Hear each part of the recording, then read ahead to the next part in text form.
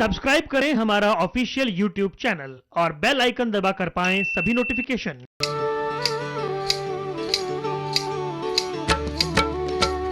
रघुपति राघव राजा राम, पतित पावन सीताराम।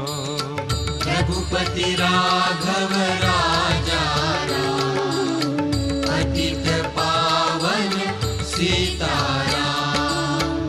जय रघुनंदन जय घनश्याम, पतित पावन सीताराम।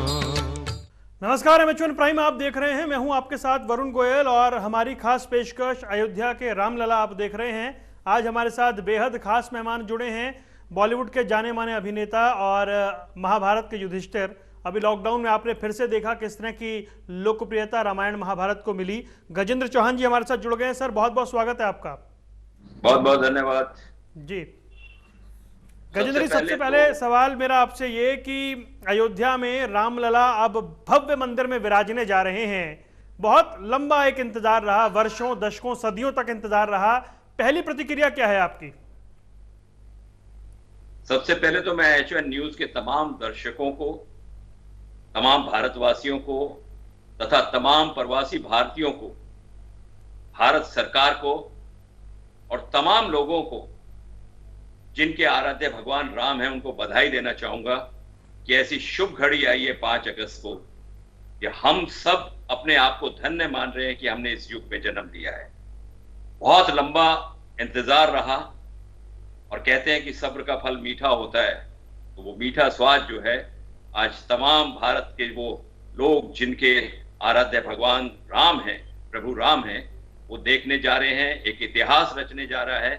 भगवान राम हमारी आन बान शान है, हमारा अभिमान है, हमारे भगवान है और हमें गौरव है और हमें बड़ी खुशी है इस बात की ये लेकर कि भाई हमारे सामने जो है उनका भव्य मंदिर का जो निर्माण वो आरंभ होने वाला है।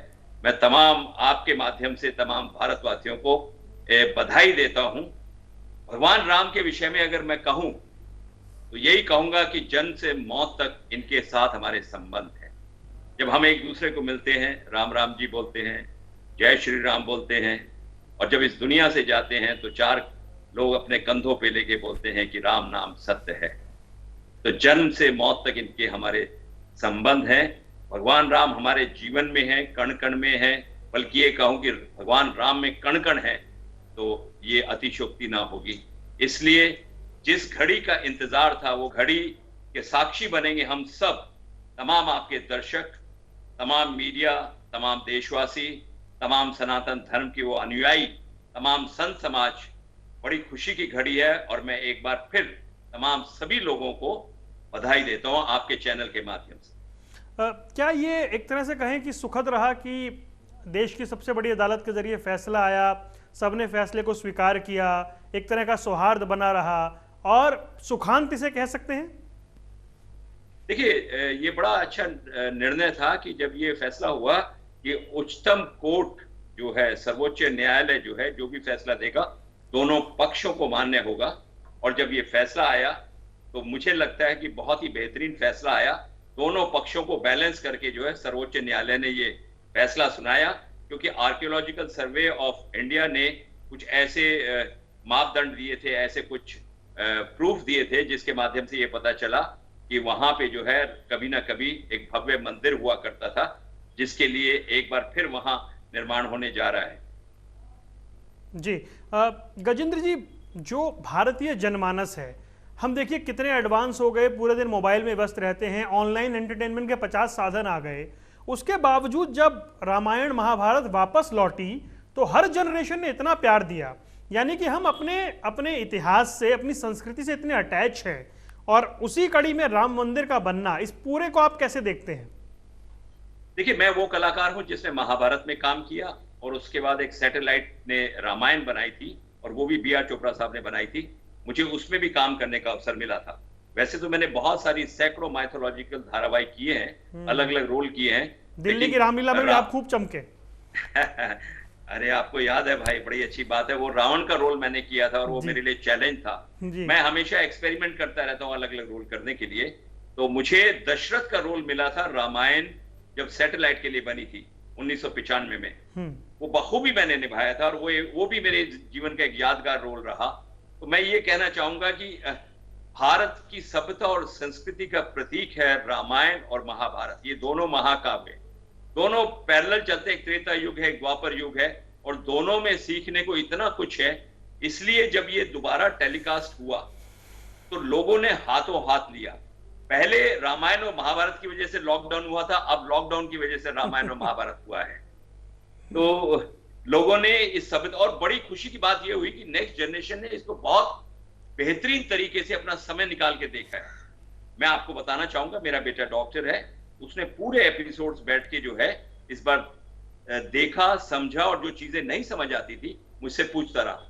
तो मुझे ये लगा कि ये जो है ये कंटेम्परेरी है। रामायण और महाभारत हमेशा थे, हैं और रहेंगे, क्योंकि हमारी सभ्यता और संस्कृति जो है इनसे जुड़ी हुई है। ये हमारे जीवन का अंग है, हमारे जीवन में कण कण में बसे हुए हैं ये।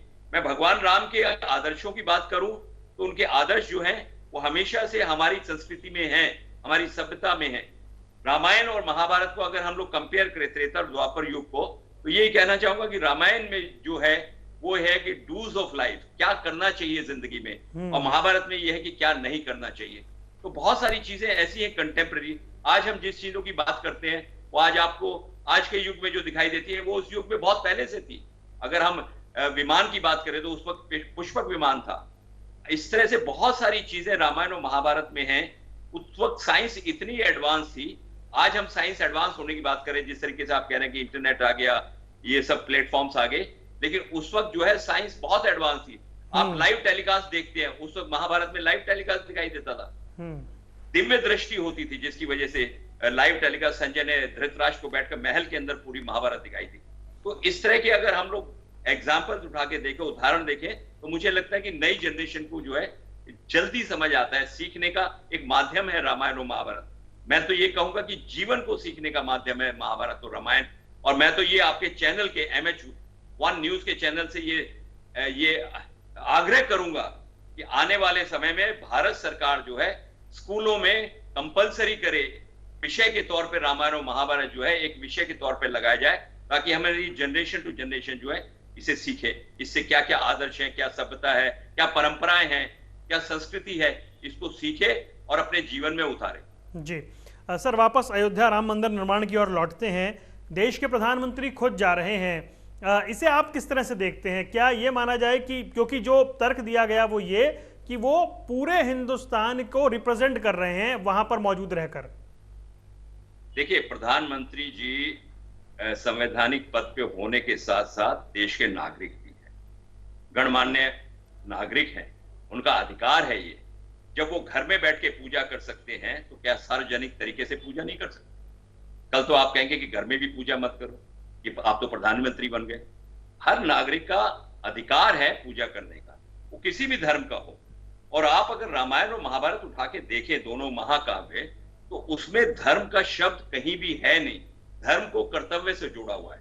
ये हमारा कर्तव्य है, ये हमारी ड्यूटी है कि हम उस परमपिता परमात्मा को किसी ना किसी रूप में याद करें। आज देश के प्रधानमंत्री जा रहे हैं, बड़े गौरव की बात है कि वो जो है उनके समय में ये काम हुआ और शिलान्यास करने वो स्वयं जा रहे हैं। मैं तो कहूंगा कि इसके लिए हमको सबको क्लैप करना चाहिए। और वो क्षण की हमें प्रतीक्षा है कि जिस क्षण जो है ये शिलान्यास जो है आदरणीय प्रधानमंत्री जी के हाथों होगा। और मैं तो ये कहूंगा कि ये इस जो इतने दिनों से ये जो किस्सा चल रहा था, इसकी समाप्ति भी उनके कार्यकाल में हुई, तो उनको भी बधाई हो। तमाम साधु संत जो है, जो समाज है, उसको भी बधाई हो। और उस क्षण की इंतजार है 5 अगस्त की, कि जिस समय तो जो क्लैप कर रहे हैं सर, लेकिन वो विरोधी कह रहे हैं कि प्रधानमंत्री को नहीं जाना चाहिए था। जब आपने कह ही दिया विरोधी, तो विरोधी का तो काम ही यही होता है ना, विरोध करना। विरोधी किसे कहा जाता है? जो अच्छी चीज को, आज देखिए बहुत सारे लोग, मैं राजनीतिक विषय पे नहीं जाऊंगा, लेकिन बहुत सारे लोग ऐसे हैं कि जिनको आदरणीय प्रधानमंत्री मोदी जी की वजह से पेट में दर्द रहता है हमेशा। उनको तकलीफ ये है कि उनका राजपाट छिन गया, और राजपाट इसलिए छिन गया कि कुछ किया नहीं था। आने वाले समय में राजपाट वापस आता दिख नहीं रहा।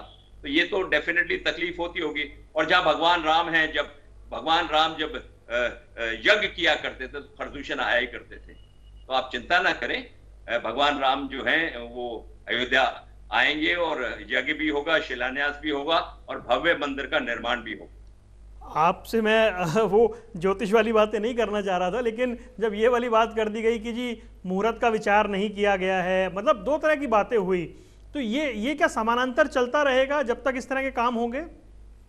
देखिए, ऐसा है कि सरकार को देश की जनता ने चुना है। सरकार फैसला करेगी कि कौन सा काम कब करना है, किसी विरोधी पक्ष से पूछ के नहीं करेगी। अगर कोई सलाह लेनी होती है तो कॉमन जो पार्टीज की मीटिंग होती है वो होती है। ये ऐसा विषय नहीं है जिसमें हम कॉमन पार्टीज को बुला के सबसे सलाह लें कि भाई कब करना है। ये हम सरकार का अधिकार क्षेत्र है कि वो कब क्या करना चाहती है। उन्होंने साधु समाज से सलाह करके सारा जो है तब ये निश्चय किया है कि 5 अगस्त को इसका निर्माण हो। और विरोधी पक्ष तो होने के बाद भी कहता रहेगा ये अच्छा नहीं हुआ, वो अच्छा नहीं हुआ, तो उसकी परवाह नहीं करनी चाहिए। इस देश की जनता ने आदरणीय प्रधानमंत्री जी को ये जिम्मेदारी दी है और वो मुझे लग रहा है अपनी कर्तव्य में, अपना धर्म निभाने में बहुत तेजी से अग्रसर है और हम सब उनके साथ खड़े हैं। यही मैं कह सकता हूं। शिलान्यास की क्षण का इंतजार है, प्रतीक्षा है उसकी।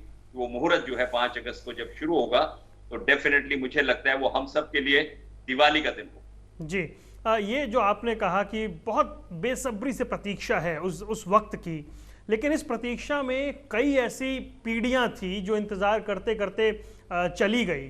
सोशल मीडिया पर उनकी बहुत चर्चा है, चाहे वो अशोक सिंघल हो, महंत वैद्यनाथ हो, रामचंद्र परमहंस हो, बहुत सारे नाम हैं। लोग कह रहे हैं उन्हें भी याद करना चाहिए जिसकी बदौलत आज यहाँ तक पहुंचे हैं। डेफिनेटली उन्हें याद किया जा रहा है, ऐसा नहीं है। देखिए, आदित्य अडवाणी जी ने इसमें बहुत मेहनत की थी, मुरली मनोहर जोशी जी ने बहुत मेहनत की थी। ये तमाम वो शख्सियत हैं जिनके माध्यम से कहानी यहाँ तक पहुंची और आदर सहित उन सबको वहां ले जाया जाएगा। अब जो इस दुनिया में नहीं है तो उनको तो याद किया जा सकता है, लेकिन जो हमारे साथ खड़े हैं उन सबका वहां आदर किया जाएगा और वो शुभ मुहूर्त में शिलान्यास का एक अंग बनेंगे और उसके साथ जो है शिलान्यास का वो दृश्य देखेंगे जो अपने आप एक इतिहास बनने जा रहा है। आपकी व्यक्तिगत भावना कैसी है? क्या संतोष है कि चलिए ये हो गया? देखिए, दो पक्षों का ये झगड़ा जो है वर्षों से चल रहा था। एक हर समय आके, बल्कि लोगों ने ये कह दिया था कि बीजेपी इसे चुनाव का मुद्दा बनाती है, बनाना इसको नहीं है। लेकिन फिर एक समय आया है कि मंदिर बनाएंगे, तारीख नहीं बताएंगे। तो ये सारे मुद्दे जो है विपक्ष ने उठाए, लेकिन आज विपक्ष के पास कोई भी विषय नहीं रह गया इस कहने के लिए। वो कह रहे हैं आप तारीख बता रहे हैं, लेकिन तारीख आपने कोरोना काल में चुन ली। नहीं, उससे क्या फर्क पड़ता? तो कोरोना काल में क्या खाना बंद कर दें, पूजा करना बंद कर दें, बाहरी एक्टिविटीज बंद कर दें? आदरणीय प्रधानमंत्री जी बाढ़ आई तो बंगाल गए तो उसके ऊपर तो किसी ने टिप्पणी नहीं की, कोरोना काल ही था ना। तो आदरणीय प्रधानमंत्री जी सब जगह जा ही रहे हैं ना, दूसरे काम भी कर रहे हैं। तो ये काम में अगर साधु संत समाज ने अगर ये तिथि निकाली है तो उसको करने में कोई बुराई नहीं है, बल्कि अच्छा ही है अगर सब मिलके इसमें साथ देंगे। मैं तो ये कहूंगा विपक्ष को साथ आना चाहिए ऐसे मुहूर्त पे, वरना देशवासियों का जो विश्वास है वो गंवा देंगे वो लोग आगे के लिए। आगे आने वाले चुनाव में फिर बहुत बड़ा नुकसान उठाना पड़ेगा। उनको तो साथ आना चाहिए इस वक्त कि भाई एक अच्छा काम हो रहा है देश में, हम आपके साथ खड़े हैं, इसमें कोई बुराई नहीं है। लेकिन क्या है, विपक्ष का काम होता है विरोध करने के लिए। विरोध नहीं होना चाहिए। अगर कोई काम में कमी है तो उसका विरोध करें तो अच्छा लगता है, लेकिन विरोध करने के लिए अब शक्कर को अगर नमक कहते रहोगे वो शक्कर का रूप तो नहीं बदल जाएगा। मतलब इस विषय पर आपको लगता है कि टीका टिप्पणी नहीं होनी चाहिए? टीका टिप्पणी अगर कोई कमी है, कोई बात है, कोई देश हित में कोई बात है तो कही जाए तो अच्छा लगता है। सिर्फ कहने के लिए कहा जाए ये कोई अच्छा मैसेज लेके जनता के पास नहीं जाता। चर्चाएं सर और है सोशल मीडिया पे कि रामायण महाभारत के जो कलाकार थे जिनके चेहरे सबके जहन में बैठे हुए हैं उन्हें भी बुलाइए या बुलाया जाना चाहिए। हालांकि अभी परिस्थितियां नहीं है वहां पर। आपकी क्या इच्छा है, जब ये चीजें सामान्य हो जाएंगी आप जाएंगे? देखिए, जब सामान्य हो जाएंगे तो मैं डेफिनेटली जाऊंगा। मैं बेसिकली मेरे इष्ट देव है हनुमान जी, और हनुमान जी राम भक्त थे, तो मैं डेफिनेटली हनुमान गढ़ी के दर्शन करके रामलला के दर्शन करने जरूर जाऊंगा।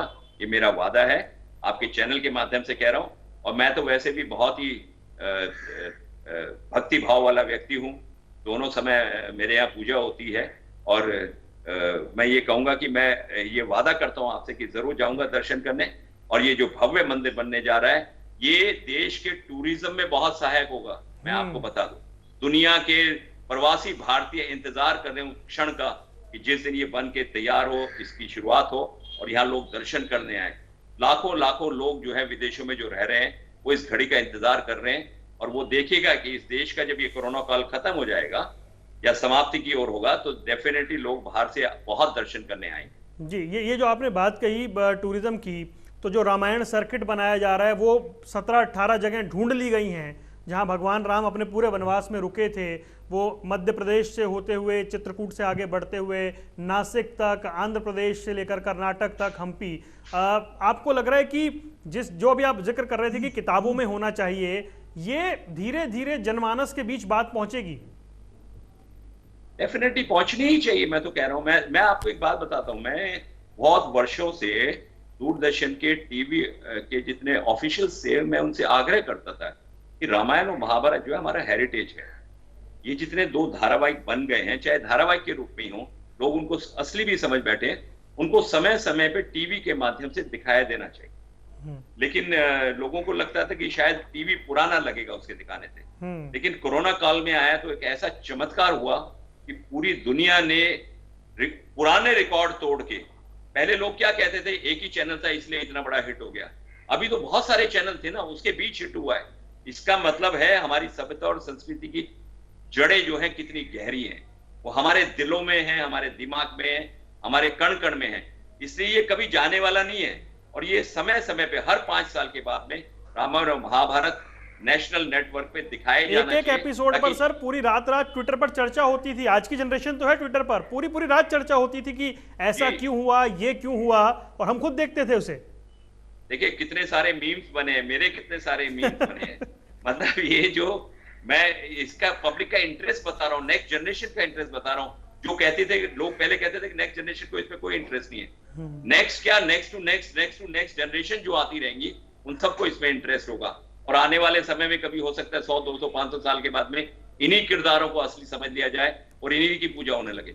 जी सर, 5 तारीख को दीपोत्सव, मंगल पाठ, मंगल गान, भजन पाठ की बातें हो रही हैं देश भर में।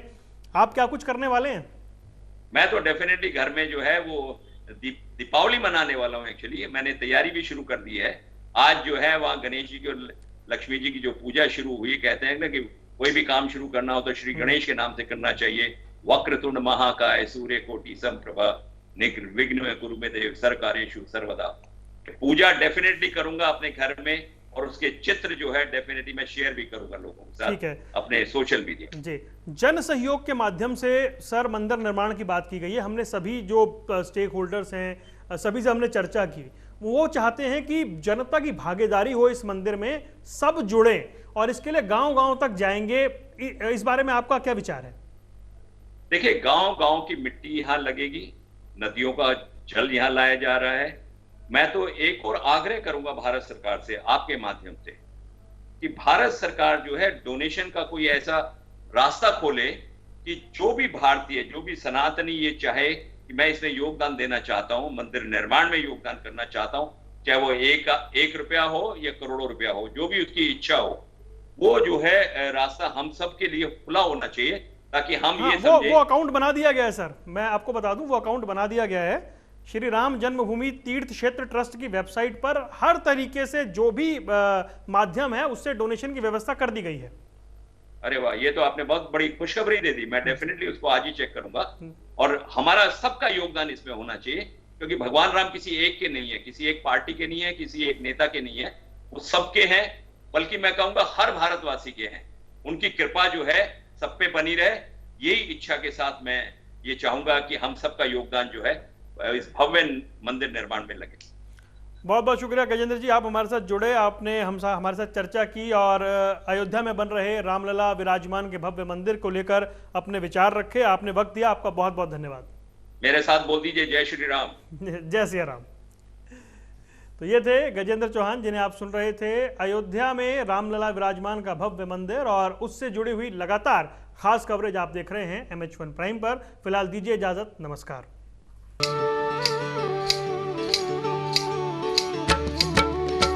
रघुपति राघव राजा राम, पतित पावन सीताराम।